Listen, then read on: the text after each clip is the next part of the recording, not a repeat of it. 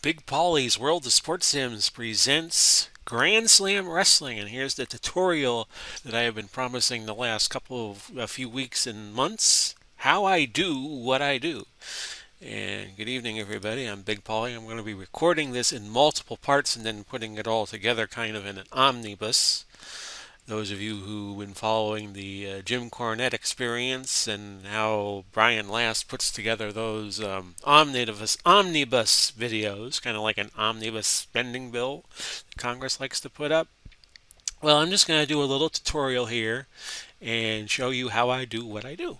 Very simple. And it has changed since I started year number 4. Now, on my other monitor here, I have the game pulled up and uh, I use a program called Notepad++, and that's how I keep track of each card, and I write my notes, and I post the findings onto the Wrestling Finest Delphi forum. I have a base schedule, which I keep here. Let me see if I could show that to you on the my OBS studio here. I'm going to have to smush it down a little bit, so just be patient, folks. And just show you that every week I put up a base schedule and I make changes as needed as events warrant. And let me just put this back over here. No. I'm just going to widen it out as far as I can. I'm not going to be, well, I can fill the whole screen with it. But it's probably going to look very awkward. There we go. And these are the matches I did in week number 1. I do 4 a circuit, and I do 7 matches a circuit. And I could do 7 matches in about an hour, maybe a little less. And the Montreal card you saw Danny Hodge beat Antonio Inoki. Usually, what I like to do for the World Championships and all the big title matches is use the top local. But I figured the first card of the new year, Happy New Year and all that, I would bring in a number 1 contender, which Antonio Inoki was. Uh, Black Japan was promised, America's team was promised a shot at Black Japan. They won the belts, and they're the new World Tag Team Champions. And Dick Hutton and Bert Azarati went to a double countout, and now I'm about to do my card here for Tampa. So let me blow up and show you here. Let me just go back to full here for a moment, and I can blow up things a little nicer here for you. There we go. And I write 3 notes for each card because you're doing 16 circuits and naturally you're going to forget things. And I call it the 3 count. And I point out 3 facts about the card, like Dusty Rhodes was supposed to be on this card, but because he won the World Tag Team title, I don't want him getting hurt in a singles match, so I put Rusher Kimura in against the heel Ron Fuller. A lot of the wrestlers in Wrestling's Finest have heel cards and they have babyface cards. And I'll just show you here an example of that as I transition back. Look over on the left side of your screen and perhaps blow up this a little bit. Like for instance, almost every wrestler in history has been a babyface and a heel at one point, with a few notable exceptions. So some wrestlers are going to have face cards, and some of them are going to have heel cards. Sergeant Slaughter has a rating of 145 heel as a heel, and as a babyface, he's a little more tougher at 154. Another example of this is Ray Stevens. You have early Ray Stevens, who was a 147. Ray Stevens, by the way, a very tough out in this game. Late Ray Stevens is a 135, and the babyface Ray Stevens is a 134. And Ray Stevens was a wrestler who went all over the country, 60s, 70s, and 80s. Probably most known for being in the AWA, but also appeared in San Francisco and was part of that Blonde Bomber tag team with Pat Patterson, who just passed away not too long ago. Magnum TA will show you, because he's half of the World Tag Team Championship right now. He has two ratings for different time periods in his career. 84 minus, he's a 131. 85 plus, he's almost unbeaten. I wouldn't say unbeatable, but he should be, in your circuit.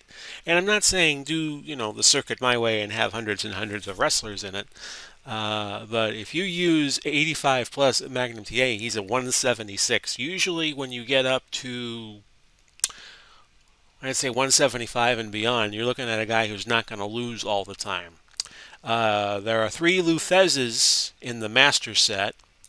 There is the 50 to 69, 65 Lufez, who's a 200, almost unbeatable. 66 plus Lufez is 170. Heel Lufez, that is not Heel Lufez, that's Sailor Art Thomas, is a 164, and he was an NWA champion, so they like the NWA champions to be swingmen. In other words, he could be a babyface in one territory, a heel in the next. But he's also in the Pioneer set, and you can get Lufez, and I usually use Lufez 49 minus. In other words, before pre-1949, he's a 211. He's a 211 in the game. So you got a lot of options depending on how you want to use these guys. So getting on to the Tampa card, I have 7 matches set up, and I'm not going to do any of them over the air in this tutorial, but what I do is I have a championship match as my main event. It'll be a women's title, international title, world title, one of the world titles, one of 7 possible titles. Then, going backwards, I take my top babyface, which the way things worked out in the draw I had, George Kidd wound up in Tampa, although he's usually in Europe, and he got Rick Steiner, because Rick Steiner is my top heel. Then you have the 2 tag teams, Briscoe Brothers against the Hollywood Blondes, which the original Hollywood Blondes of Buddy Roberts and Jerry Brown. Roberts before he got up with the Freebirds. Then I have my second best baby face against my second best heel, and this is how I usually put my cards together.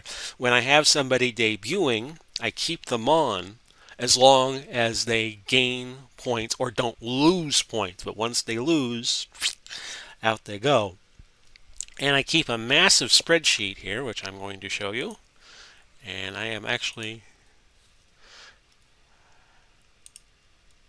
going to put this together. There you go. And I'm going to darken it here because I have Illuminator and my eyes just don't see white background on dark text all that well, so I darken everything. And you can see who I have on the Tampa Tag Team roster. I have the Briscoes, I have Hell's Angels, Jericho, Iron Sheik and Ivan Koloff, the Hollywood Blondes, and the Heavenly Bodies. There's going to be situations because you only have like about 5-6 teams in each territory, and I'll give you an example. The Briscoe brothers, Tampa owns the competitive rights to them as a tag team. But Jack and Jerry Briscoe compete in different regions, and that's something that could happen. Or you could have 2 guys that are part of a tag team in the same region, but they compete as a tag team in another region. So I have Briscoe Brothers, Hell's Angels, Jericho, Iron Sheik, Ivan Koloff, Hollywood Blondes, and Heavenly Bodies. I have the only face team is the Briscoe brothers. So if you have I like to put heels against baby faces. Sometimes I like to have baby face matches and heel matches when the matchup is good. But if, like, say the Hollywood Blondes beat the Briscoe brothers, Briscoe brothers are pinned cleanly. They're out the door, and all you got left is heel tag teams. So what I would do in that interest, I would look at my free agents. I only have one team that's a free agent right now, the Von Brauners, as I record this. And I would look at my singles roster. I have about 17 guys, and see if I can put any tag team combinations to work here. Like, for instance, I could recruit Daniel Bryant and Kane and have Team Hell No make a special appearance in the Tampa region. And it doesn't have to be as complex as I make it. It's just you got to use your imagination. And here's the I'm getting confused as which monitor I have on program and which I don't. So it's George Kidd, Mystico, Dusty Rhodes, who I probably won't have on for a while because he's the world tag champ, along with Magnum TA, Rick Steiner, Gorilla Monsoon, Larry Sabisco, Daniel Bryan, Robert Fuller, Kevin Von Erich. Now, usually I'll just pick, if somebody needs to be replaced, I just pick a guy out of a hat that's not on the card, like Russia Kimura is against the heel Ron Fuller. Um, and he's 97. He's fourth from last in the Tampa ratings right now. Rankings have changed in year four. I have always been tinkering with this game to try to find the perfect ratings. As I come back to the main screen here for a moment. I used to use ELO, but ELO is not perfect for this because if somebody wins by countout, it's like half a win, really, a technical win, as Dave Brown used to say up in Memphis, the legendary weatherman who also did the wrestling shows on the side with Lance Russell. It's a technical win, and if there's a double countout or a double DQ or there's no contest, that's like a technical draw. So what I did was I invented, like, I have a system now I call the Big Paulie's Power Rankings, and I can put it back up for you. Everybody starts with a balance of 100 points. So if you're 100, you are at square one. Okay, I'll show you Calgary's, and I have this sorted out by region. And then every 4 weeks, I'm going to post the rankings onto the Delphi board and reconstruct that. You get four. Okay, if there are two guys within 10 points of each other, the winner gets 4 if it's a clean win, 2 if it's a technical win, or both get 2 if there is a draw. Uh, if there is a double countout, a double DQ, and no contest, something like that, they each get 1 point. And if the loser loses 2 points on a technical loss and -4 on a clean loss. And if you're pinned or submitted, I make you a free agent. And every 4 months, I have a little draft. I pick the circuits at random and say, okay, take your pick until the picks run out. So you see here, this is CAL is Calgary, CHA is Charlotte. I just named the city, the circuits, the city names after they were based. DET would be Detroit. HOU Houston. Well, Houston was basically a one city circuit, thanks to Paul Bosch and a big TV contract he had. LA. LA is basically LA, San Francisco, and all that. So I just chose the big city there. London being Europe. LON. MC Mexico City. MEM Memphis. I put Hulk Hogan in Memphis. And Roddy Piper wound up following him there. I think they have a few scores to settle. MIN is Minnesota, MON is Montreal, NY, of course, New York, POR, Portland, Northwest, SJ, San Juan, and STL is St. Louis, TAM, Tampa, TOK is Tokyo. And FA is free agent guys who are hurt, and every 4 weeks when guys are ready to return, I put them back in and they can be drafted. And I retired the 4 shooters. John Pezic and Farmer Burns wound up being the 2 best at 180. Frank Koch was a 175 when he quit, and Stranger Lewis was a 169. But to get back to how I do the rankings, if there is a 10-point gap and the guy who has the higher rating beats the guy who has a lower rating, then he gets 1 less point. It's 3 for a win that's clean, 1 for a technical win. You get a point for a draw, but your opponent gets 3. What I like to call a 3 for 1. Double count out, no contest. Some technical draw is 0 for the favorite, -2 for the loser, and the loser only loses 1 on a technical loss and 3 on a clean loss.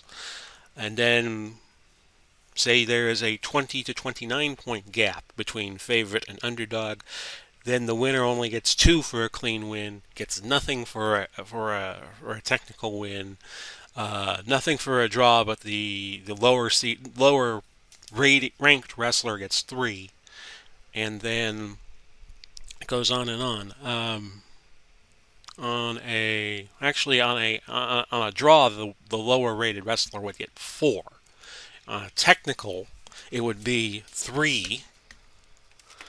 And but if he wins clean, he gets 6. If he wins technically, he gets 4. And so forth and so on. So you just slide the points around. You don't get a big bang for knocking off a heavy favorite. And it took me about 3 weeks to construct the rankings in this manner. So I had fun with it, and I got it all together by Christmas, and now I'm doing year number 4. So I'm going to go off and do my matches, and I will show you how it all works. And welcome back. I had something interesting happen in the match recaps. What I do, I use Tom Vogel's system of checking for injuries, and I use the random sequence generator. I don't roll dice, but I pick numbers for the for 14 of the competitors, or acts, if you will. And I had a 100. If you have a 99 and 100, you check an injury. So this gives me an opportunity to do that. So we are going to check on Mystico, the luchador, and we'll get to the results in just a moment. And so we're going to check on Mystico, who is in the Lucha Libre Modern set, and we need to check his injury rating, which is, as I pull it in here, Mystico, who was in the WWF for a spell. His injury rating is a 3, so we cross-reference that to 46. 346. 2. Wrestler injured a body part, 1 to 10 die. This is the number of days. He must trade holds of the body part injury chart. Well, he's not going to be back in action for 4 weeks because of the way we rotate around the system. So checking for a 1 to 10 would be irrelevant for my purposes. Although had I done it, it would have been 6. He would be back way before he, he would be recovered way before the injury. I'm just going to do this again. 3, 2, 1. So if he's out for 6 days and he doesn't come back for 28 days, he would be healed up way before he competes again. But he did lose. He did lose by pinfall, so he becomes a free agent. And we'll get to that in a moment. So goodbye to the charts and hello to the rankings. I also keep, by the way, women's rankings with Nikolai the champ, Burke the number 1 contender, Mula, Matsumoto, Azuka, and Vachon the top 5, and tag team ratings. The Sweethearts are the champs right now. Junbai is Millie Safford, another face team. Beauty Pair, another face team. So the Sweethearts would get shots. The Atrocious Alliance would get a shot at the Sweethearts, and then probably the Glamour Girls after that. All the faces are up near the top, and all the heels are down by the bottom, by the way. So I'm going to go through the card, and I'm going to show you how I tabulate it. So we're in the Tampa Circuit section, and we'll go through the card. It was Daniel Bryant over Bubba Ray Dudley. So Bryant, it was a match where the difference between them was 9 rankings points. So Bryan will go to 116, and in a clean win, somebody gains 4, somebody has to lose 4, and Bubba becomes a free agent. No, not GFA. There you go, folks. And if the computer isn't going to behave, I'm going to say F you to it. Anyway, Dan Miller beat Gorilla Monsoon on a countout, so that's 3 points for Miller because there was a 12-point difference. So Miller is up to 110, and now Monsoon is down to 116. So Monsoon probably makes the next card, but he might be a little closer to the curtain jerker. Third match was Russian Kimura beating Ron Fuller on a countout, 21-10. Sometimes I forget to get the star ratings on these matches. And And when in doubt, I'll try to remember it, and I'll just try to read the damage loss and try to think of something else. So I just went with 2.5 here, thinking the match going long enough to get a higher rating. So Rusher Kimura picks up 3 points because there was a more than a 10-point difference and less than a 20, and Fuller goes down to 109. And I do these matches the same way. I put the top face against the top heel, and it's wash, rinse, repeat. Although, you'll have a free agent might come in, and that might change things. Mystico lost to Larry Sabisco. Sabisco picked up 5 points, so he picked up more than anybody in singles. Although somebody in the tag team division picked up 5 points, and we'll get to that in a moment. So Sabisco goes to 122. And Mystico is going to fall to 124, but he is now a free agent. And he'll be available to all the regions in the free agent draft. And we do 2 separate free agents, one for the singles and one for the tag teams. And so far we have 4 singles and 1 tag team, and we draw random numbers, and whoever picks first, I try to find the best territorial fit amongst who is eligible. Like, for instance, Chris Jericho lost in Montreal, got a home in Tampa. So if Tampa were to draw first, maybe I take Jericho and put him in here. He's got a home in the Tampa area, actually. So the Briscoe brothers and the Hollywood Blondes went at it, and the Blondes won by count out. So they pick up 5 points in their debut. So I moved them up to 105, and I moved the Briscoes to 129. And I make a note for myself in the Week 5 schedule column.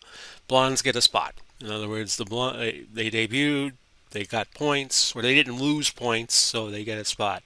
And I made notes about grudge matches that have been set up in each of the circuits, like I have Roop Gotch, Bob Roop, Carl Gotch, Henning, UT, Henning, Undertaker.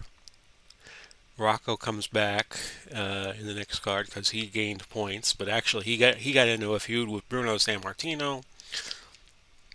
Ric Flair and Nick Bockwinkel are going to have it out on the next Charlotte card. Johnny Weaver got a spot because he didn't lose points. In the semi-main, it was a draw between George Kidd and Rick Steiner, so that helps both of their causes. Keeps them on the top of the card. Kidd goes 131, and Rick Steiner, who I have in a heel position in Tampa, 126. In the main event, it was Betty Nikolai losing to Mildred Burke by DQ, but because Burke is 30 points ahead in the rankings over the champion Nikolai, there is no change. There is no change in the rankings because of that. Burke doesn't lose any points. You never lose points on a win, and you never gain points in a loss. In fact, in a draw, you don't lose points, but you can gain points depending on the class. So Burke gets another automatic shot at Betty Nikolai when these two teams next meet. Now, I haven't put the card together yet for Detroit, so I thought I would show you that Week 2 schedule. I have the title matches, I just don't have the rest of the card. So I thought I would do that in this video. I'm going to queue up to this part of the rankings as I have them. So, in the first match, Terry Funk is the lead. He'll be the lead heel. And I need a face for him, which can't be... Well, I don't want to use Triple H in that position. Triple H is going to be my lieutenant heel. And I'm going to have him against Otto Wanz of Europe, who was the AWA champ back at one point in the 80s. On the Wrestling's Finest Delphi board, this was talked about, that Wanz won the title off of Bockwinkel, and not even Bobby Heenan knew it. It was a secret known to only a few, that Wanz was going to get the strap, I guess because he was an outsider, and they wanted to keep it a secret. In the tag division, we're going to put the top babyface team against the top heel team, Road Warriors. Bobby Shane and Buddy Colt. I could use the Warriors as either a face or a heel team. Dynamic Duo and the Sawyer Brothers. The Sawyer Brothers is a face team. I'll use the Road Warriors as a face because Bobby Shane and Buddy Colt are a good team. So that's going to be my fifth match. I always put the tag match 5th. Bobby Shane and Buddy Colt. And if you lived in Florida in the 70s, you knew who Buddy Colt was. Because my mother would tell me stories about Buddy Colt. In his famous plane crash in 75 along with Gary Hart and Austin Idol, and which ended the life, unfortunately, of Bobby Shane, February 20, 1975. So back to the singles card. There's going to be all singles I put together now. Triple H. Well, I had the Dynamic Duo as a heel team, so I can't use Chris Adams as a babyface. So actually, I should be putting up the ratings of these, so let me just do that and backtrack here. Like Terry Funk is 141. Otto Wands is 125, so if he beats Funk, that's going to be 5 points for him. And Road Warriors are 131. They have 24 belt points because they've won so many titles in GSW. And it's 125 for Shane and Colt. You get 3 belt points when you win the world title, and you get 1 belt point for winning a minor title, which in the current setup would be the international title. Triple H would be 138, and we got to put him up against Nikita Koloff, who is a 108, because we have a lot of heels in these top spots. You might not see a heel rated 108. A heel could be rated higher than 108 and probably miss this card. We have Bob Orton Jr., who I nickname Ace, just to make the name stick out a little bit. He's a 122. And he goes against Paul London, who was a WWE star for a while and has fared well in GSW. Not afraid of pulling off an upset. He's 107. So we have 5 matches. We just need 2 more. We're going to go Wild Bill Longson at 118, and I want somebody to debut here, so I'm going to look for Mark Lewin. I want Mark Lewin to appear in the game in one of the debut spots. I'm going to make him my debut boy. I debut somebody once a quarter, and it could be a single or a tag team, and I'm going to do Lewin here. Mark Lewin face is 147. Mark Lewin heel is 128. But we're going to make Lewin a face here, and he's going to be 100. We'll probably put him in the first match, and we'll probably have a pretty strong heel to put him up against. So I'm going to put him down here. Down where? Down there. And I just used the last guy in here as a Steve Kern in my game is injured for another year. And let's see here. He will be in. I think Mark Lewin weighs more than 225 pounds, so he would be a heavyweight. DET 100. There we go. Mark. No, not M. Not M. What is it? Like pop music? Talk about pop music? Mark Lewin. See how my mind wanders when I do this. And that's 100. And that's an H for heavyweight. So I can see who are the heavyweights and who are not. Okay, getting back to the rest of my card. We'll go back up here and go look at Detroit a little more. And I will sort this out probably shortly, so I'm not forgetting anything. So Wild Bill Longson would get, let's see, who's after him at 10? Buddy Rogers. See, Buddy Rogers wouldn't even make the card. Uncle Elmer, 103. We'll get a shot at Longson.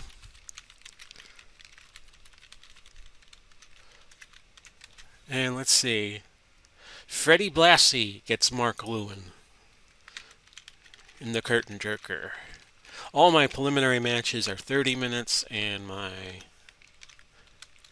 Championship match is 60, although that I could change that if I need to. And if two guys are constantly getting in draws, then that'd be a stipulation I'd make. Oh, we'll go a 45-minute time limit. So there's your card for Detroit that I just put together. And with that, I'm going to bid you all adieu. I have a little editing to do because I opened up Wrestling's Finest, and I don't want to get any copyright strikes, so I'll get on that. This has been Big Paulie coming to you, wishing you well, no matter where you are. And when you see this, Godspeed, God bless, Happy New Year. Bye-bye for now, everybody.